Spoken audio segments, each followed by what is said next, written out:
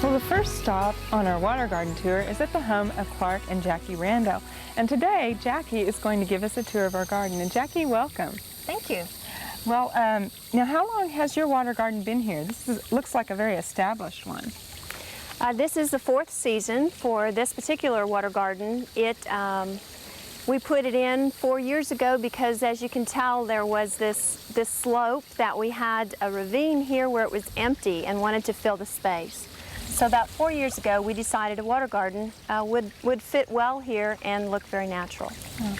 Well, it is very natural, and you have a lot of nice plant material in here. And maybe you could tell the viewers a few of the plants that you have used. Okay, be glad to. Want to start over here? This is a black princess taro. The leaves get enormous in the summertime, so they make a beautiful large plant.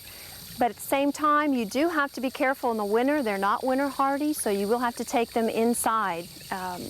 They cannot stay out in the cold in Oklahoma during the winter time. Now, how do you overwinter that inside? You want to keep it in a place where there's a window so it gets lots of direct sunlight. And it does weaken it a little bit when I take it in, but when you bring it out again, it comes out just as big and beautiful as ever. It is a gorgeous plant. Thank you. Next to that, we have quite a bit of sweet flag here in the front. I also have some iris mixed in with that. That is water iris, and some pickerel rush. Those are the taller leaves here. The pickerel rush will have will have purple blooms to them. And those right now aren't in bloom, but they will be in a kind of a spike type of look. Next to them, we have an example on the very end of spike rush. This grass type plant has brown ends on it, different type of plant than your sweet flag because it does look more like a grass with a little bit of brown touch to it on the ends. Then we have water lettuce in the back. That's your floating leaved plants. They certainly multiply quite a bit. Almost invasive. Yes, they can be. We also have in the back, the taller plant there is the lizard's tail. It has a white bloom, and again it is a spike that ends up folding over like a curve. Okay. Next to that is a Mexican petunia. That has flowers as well in the summertime. I'm sorry they're not in bloom right now, but it does have kind of a purple flower to it as well. Now, a lot of people use those as a bedding plant. They've seen them grown in a flower bed, but they may not know that they're also a good bog plant. That is true. That is a Mexican petunia. It is a variety, and it is made for a water plant as well. Then we have about 4 different lilies in this particular pond, 3 of them yellow and 1 white. We also have some of the other floating plants or floating heart in the back, and we also have some yellow snowflake. I'm not sure if you can see that, but there's some yellow snowflake in the back as well. Now, some of the plants that you've put around the outside of your pond are more of a shade type of a plant. Yes, they are. This particular garden gets about 4 to 5 hours of sun during the day. So I am able to have some plants with flowers. During the sunlight hours, it gets some sun to give it the flowers. However, because it's also in the shade, it's hard to grow plants that need the sun all day long. So I've chosen here as a ground cover a vinca in a lot of this area here around the pond, and on this side, a creeping Charlie. Now, the rocks that you have here look very natural, and I think that the moss is part of the natural look there.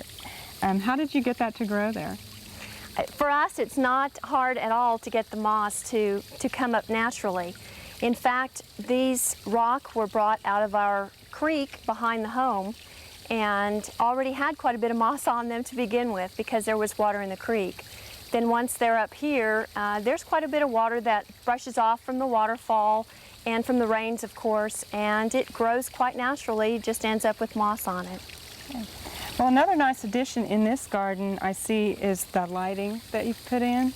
And yes, we wanted to be able to enjoy our pond in the evenings as well as during the day. So we chose to put in a couple of different types of lights Besides these here in the front, we have a couple that highlight the waterfall at night.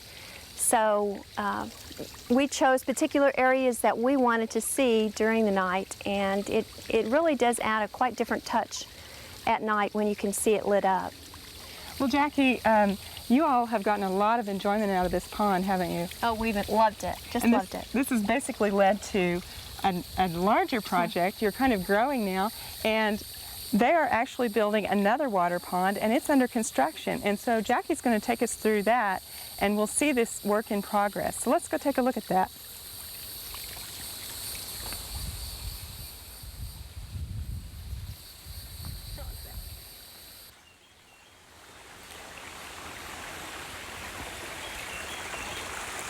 Now, Jackie, this pond is considerably larger than your other pond here. Yes, it is. We wanted to be sure that when we're ready to grow lots of varieties of water plants, now we have plenty of room to put them in. So we'll have several different floating leaf plants as well as the marginal plants in this pond.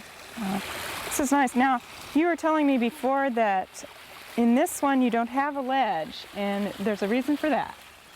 Yes, there is. We're out in a very wooded area, and along with that comes a great deal of wildlife. So our raccoons can be pretty ornery at times and want to come in and get the fish. For that reason, we did not build a shelf around this pond so that the raccoons are not able to step into the pond and then go in after the fish. If they were to get them, they can reach in for them, but it makes it a lot more harder for them to get to the fish. Mm-hmm. Now, on this pond, you've also paid special attention here to the waterfall, and it's very nice and it has a wonderful sound to it. How did you achieve that? After several different tries, believe me, you really have to just get your hands down in there and place the rocks in different areas to see what creates the kind of sound you're looking for. In our case, we felt like the rock, placing it above the pools, at the time of drop-off, it seems to have a louder noise, which is what we were looking for, was a rush of water. Also, we realized that it would help to have 2 pumps instead of 1 to get enough water starting at the very top of the waterfall as it comes down. Well, you've definitely achieved a nice natural sounding rapids here. Thank you. It's nice. Now, you also have added some lighting down here, and what was some of the reasoning behind that? This particular pond we want to enjoy at night as well, and I wanted to be able to use things like tropical lilies that are night bloomers, so that we'll have plants blooming at night. And at the same time, being able to see them, we decided to put in some other lights underwater. Right now we do have one underwater light under the waterfall that brightens it up in the evening, so we can enjoy all those things at nighttime as well as during the day. Well, that's important for a lot of people. A lot of people aren't home during the day. That's true. That's a very good idea. Now, some of the construction that you've gone into here, your liner, what thickness of liner did you use?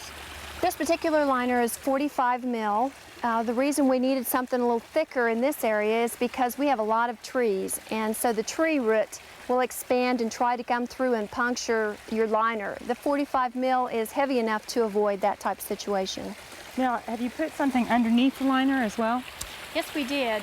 We chose an old carpet to put at the very bottom, simply to make it soft at the bottom and help avoid as well anything coming through and puncturing the liner.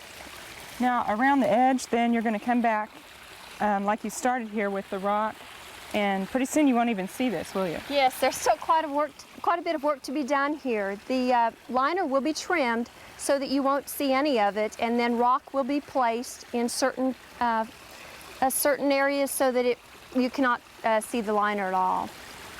Now, you've also got a nice addition on the side. I guess since you don't have a shelf for your bog plants, you've got a bog addition here. Yes, I do. I wanted to be able to have other water plants besides those that are in the pond, and have cattail and that type of thing outside the pond. So we have built a bog area which was made out of the liner that was left over that we cut off the corners, and have placed it to where it will, when we fill up the water pond, it will overflow into the bog area. And then added some dirt on top of that so that I can plant water iris, water canna, cattail, any type of real tall grass that enjoys a bog area. That's nice. How deep is that bog area? It's 6 to 8 inches most of the way around. Okay. That's going to be a nice place, and your plants can kind of have room to spread out there. That's right. Now, what kind of filter system did you use for this? This particular pond has a biofilter, and once the water comes through the hose up to the top where the biofilter is located, it first goes through what we call a UV clarifier. It's an ultraviolet clarifier.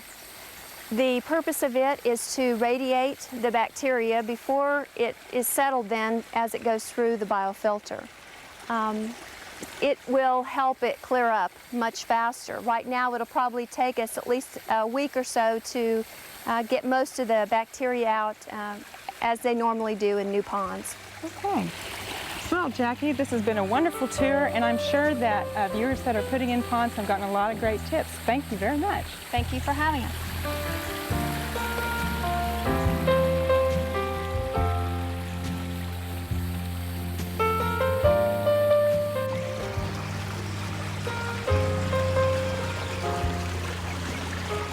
Well, we're here at the home of Jim, Carolyn, and Cheryl Mason, and they've got a wonderful water garden to show us. And thank you, Jim, for giving us the tour. We're delighted to have you. It's been a fun hobby for us, and we really enjoy showing it off. Well, good. Now, this started out as kind of a small project and then kind of grew on you, didn't it? Absolutely. We started a year ago last May with this small pond here. It's basically about an 8x4, and then this has kind of evolved through a process. So now that we have over 100 feet of water garden that all connected together, and we really have I don't think you can have too much water garden. It's just something everybody says they'd like to have a larger one than they had. Well, that's nice. And you've done a beautiful job of stringing them all together. How many ponds do you have here? We've got a total of 6 ponds that are all connected with a stream, and we have a system where the water circulates throughout the water garden. And just step on across there. We have several pocket pools that we've developed. Of course, the original pool, there's a filter underneath the deck that's a biofilter, and it provides filtration. Although right now we have enough plants. If you have about 2/3 of the water surface covered with plants, that in many cases will take care of a lot of the algae and help keep the water clear. So this water here is coming up from our pond down below, and we'll look at that, but it basically flows underground to this point, and this makes our stream circulate. So we have water bubbling up here. We've got some water lettuce over here, and of course the water lettuce is a good oxygenator. If I can step over here, we'll kind of pull one up and show the root system. The roots on the water lettuce take a lot of the algae out of the water, and they really purify the water. And the water lettuce are the same basically as the water hyacinth. And of course the hyacinths, both of these can be fairly invasive, so you want to kind of contain them. I've got them in this pool, and then I've got a fairly deep pocket pool here. This pool is about 12 inches deep, whereas this one is almost 3 foot deep. And over here where we got the little angel with the feet in the water, we've got ledges, and the water flows back up underneath the rocks here, so it's actually a bigger pool than what you see.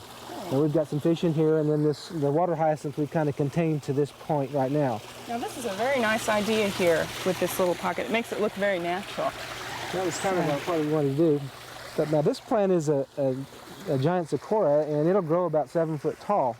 This is beautiful. It has a nice bloom on it. It's really neat. It has a pretty white flower that comes out on it, and then we've got the pickle rush over here, which is blooming, and it has a nice purple flower on it.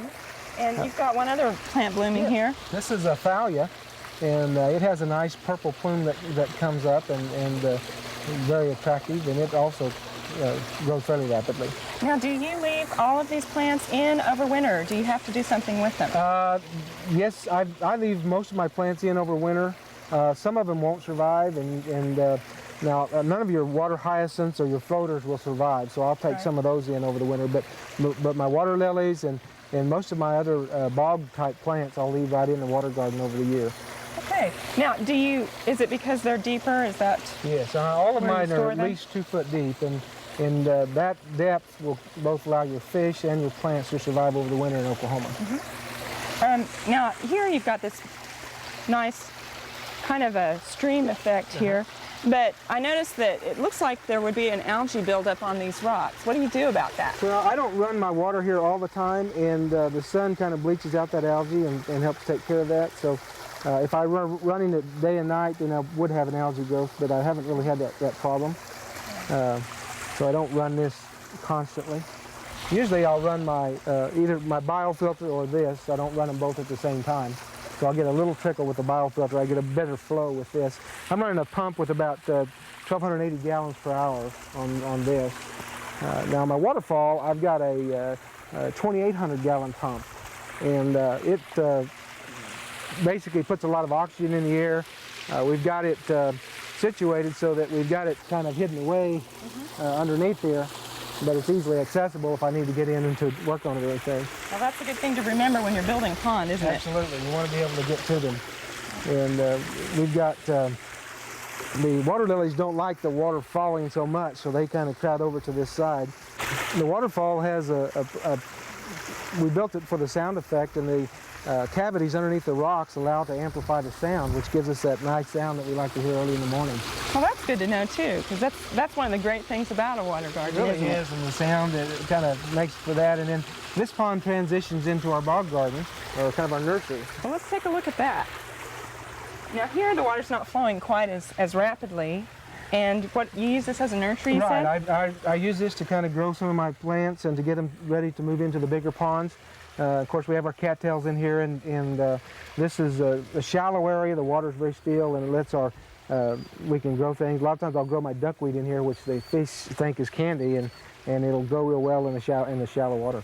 Okay, so this is about, how deep do you have this? This is about 12 inches deep, and when the water's flowing, there's really not much movement on the surface, but it still flows pretty good into our stream. And that goes into a pocket pool that's about 3 foot deep, and you can see we've got a number of fish in there. Now you actually have a larger pond over on the other side with a lot of fish in it, right? Yes, we do. Well, let's take a look at that. Okay.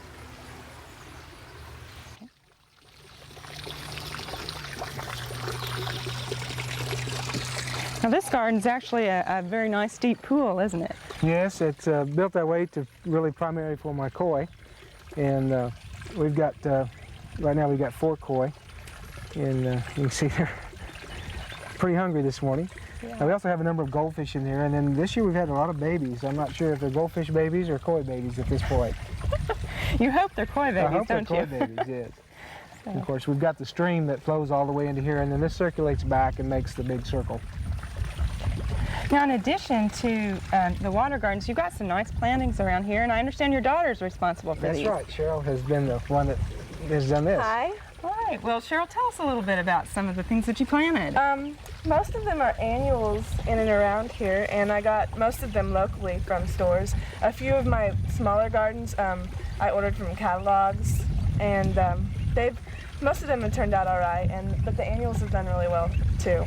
Well, Cheryl, you've planted a lot of nice things around here, and it really adds to the water garden. Thank you. And I appreciate both of you showing us around. I know I've enjoyed it, and I'm sure that our viewers have too, and thank you very much. We love to share our garden.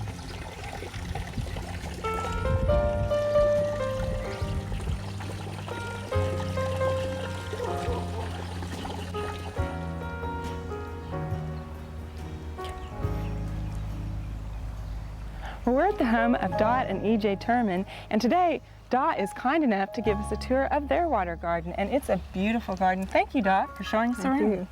Well, up here I see some beautiful, beautiful water lilies, and you were telling me earlier that's why you planted the garden. That's why, yeah, right. That's why I have a water garden, because I wanted to grow the water lilies. They're absolutely beautiful. And what are the lilies that you have here? This one is called Gladstone, and the red one is Attraction, and the yellow one is Chromatella. Okay, and these are all hardy? They are hardy lilies. They will survive the winter. Okay. Now, I noticed that your lilies are all in pots. You've planted them all in pots? That's right. And about how deep have you got them? The pots are sitting on the bottom of the pool, which is 2 feet deep. Okay. The pool has to be 2 feet deep in order for the fish to survive the winter and the plants. Okay, now all of your plants out here are winter hardy? No, I have 2 that are tropical, and I have to store them in the house. But they make nice house plants also. This umbrella palm is one. Mm-hmm. And then I have a taro in the shady garden. Okay. I like the way that you've worked in the plants around the outside of the pond as well. There's some beautiful ones here. Well, I've chosen plants primarily to soften the rock edge and that are drought resistant. Mm-hmm. They don't take a lot of water because it is hard to water.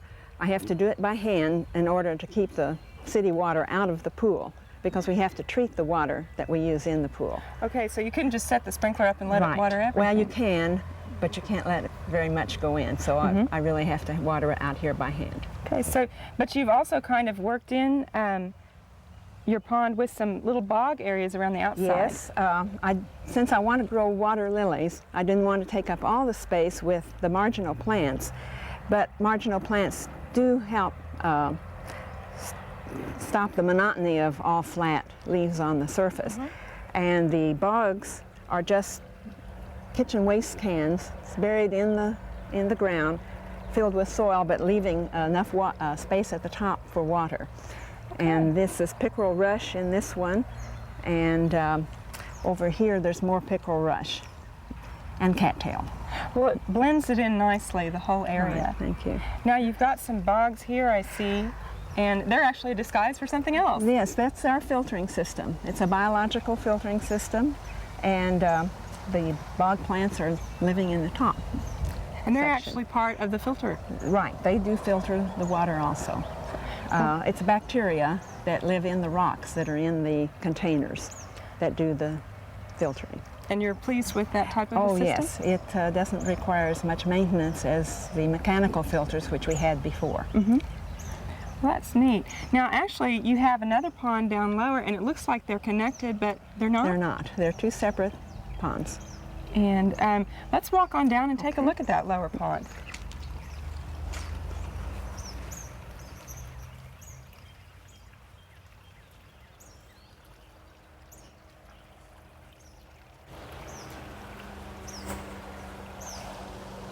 Now, Dot, this garden is very pretty, and you were telling me it's not as old as the one up on top. No, it was dug last summer. Well, it's very well established for just being a year old, and you've got some lilies down here too? Yes, that's a perislocum. There are 2 other varieties in here, but unfortunately they're not blooming today. They weren't very cooperative, were they? No. You've also got some other floating plants in here that are very pretty with the white flowers. That's called snowflake. That's a very pretty plant. And that's not a lily, though. It looks like a lily. That's right, but it isn't. It's a floating marginal. And the neat thing about it is that the leaf and flower part will break off and float away and start new colonies. Oh, that's a nice one. Now, I like the variation of color in the leaf, too. It is very pretty. You've got your fountain here. Do you have any problems with algae on that? Yes, I have to scrub that down at least every other day. Just with a scrub brush? With a scrub brush or an old toothbrush. Really works very well. Okay. Now, Dot, both of these gardens that you've shown us are sun gardens, but you've actually got a shade water garden as well. What are some of the things that you had to do to make a shade water garden? Well, actually, it's a little different from this in that it is a preformed pool. Mm-hmm. We used a stock tank and just dug the hole and leveled it up in there. We cannot grow water lilies in the shade. They require 8 hours of sun for the best performance. So you had to choose some other plants. Right. The palm will grow in the shade, and also taro. And there is a little taro growing in this pond. Now, in this shady garden, you have a small plant that looks like a water lily. It has a round leaf, but what is that? The pennyroyal. Mm-hmm. Yes, it's more upright growing, but it also sends out runners that will float. That looks nice. Now, you've got some other plants in the shady area around your shade Right, I garden. had to choose shade-loving plants for the garden, and I've chosen bleeding heart, astilbe, cinquefoil for color when they bloom, and I think altogether probably 24 different plants. Well, it makes a very nice look here in the shade, and most people don't think of water gardening in the shade, but you've done a good job of it. So, well, Dot, I really appreciate you giving this tour. I know I've enjoyed it, and our viewers have too. And thank you very much. You're welcome.